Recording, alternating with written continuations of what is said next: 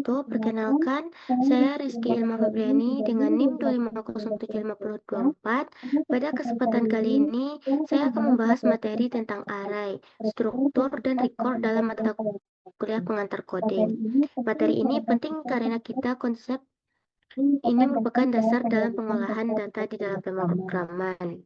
Dengan memahami ini, kita bisa menyusun dan mengelola data dengan lebih terstruktur dan efisien. Langsung saja kita masuk ke pembahasan pertama, yaitu array. Array adalah kumpulan data yang memiliki tipe yang sama dan disimpan dalam satu variabel.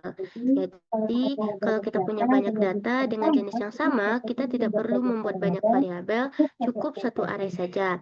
Setiap data dalam array memiliki indeks yang biasanya dimulai dari angka 0, tergantung bahasa pemrograman yang digunakan. Nah, ciri-ciri array antara lain, tipe datanya sama, jumlah elemennya biasanya tetap, dan juga disimpan secara berurutan di memori. Contohnya seperti nilai siswa, misalnya nilai 80, 90, dan 85. Semuanya bertipe integer dan bisa disimpan dalam satu array. Jadi, array ini cocok digunakan untuk menyimpan data yang sejenis dan sederhana. Selanjutnya kita masuk kepada struktur. Struktur adalah gabungan beberapa variabel yang bisa memiliki tipe data yang berbeda, tetapi disimpan dalam satu nama. Biasanya digunakan untuk menyimpan data yang lebih kompleks. Misalnya data mahasiswa yang terdiri dari nama, umur, dan nilai. Ciri-ciri struktur. Tipe data bisa berbeda-beda, setiap bagian disebut file, lebih fleksibel dibandingkan array. Contohnya, kita bisa punya struktur mahasiswanya yang berisi nama bertipe string, umur integer, dan nilai float.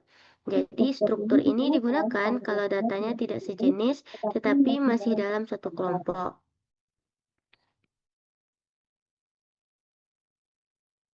Kemudian ada record. Sebenarnya record ini hampir sama dengan struktur, hanya berbeda istilah saja.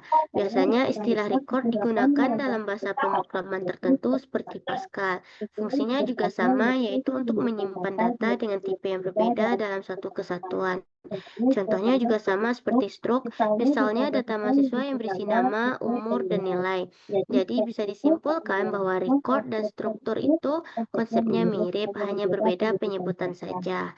Nah, selanjutnya kita masuk kepada perbedaan array, struct, dan record. Array digunakan untuk menyimpan data yang sejenis dengan tipe data yang sama dan diakses menggunakan indeks.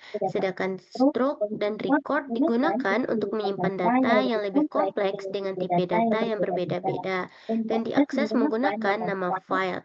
Jadi perbedaannya terletak pada tipe data, fungsi penggunaan, cara mengakses data, lalu juga array lebih sederhana sedangkan struktur dan record lebih fleksibel. Jadi dari semua yang saya sampaikan tadi dapat disimpulkan bahwa array, struktur, dan record memiliki fungsi yang berbeda dalam pengolahan data. Namun pemilihan penggunanya tergantung pada jenis data yang ingin kita kelola. Sekian penjelasan dari saya. Terima kasih atas perhatiannya. Wassalamualaikum warahmatullahi wabarakatuh.